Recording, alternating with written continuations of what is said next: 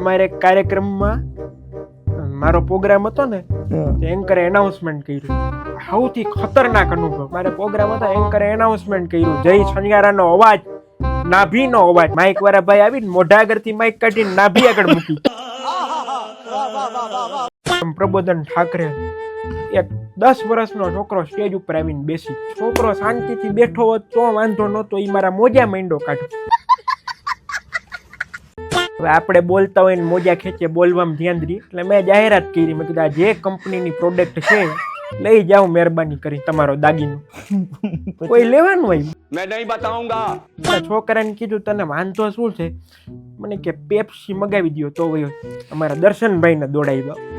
મેં કીધું ગમે ત્યાંથી પેપ્સી લઈ આવો, મોટી લઈ આવો. પણ આ છોકરો દુકાળના વર્ષમાં જન્મો હોય તોય ભગવાનને પાડો તેલ પીવે એમ પેપ્સી પી. મારી બોલપેન માંડો ખેંચ. મેં કીધું હવે શું વાંધો? મને કે વેફર મગાવી. એ છોકરો 3 કલાકના કાર્યક્રમમાં 350 રૂપિયાનો નાસ્તો કરી.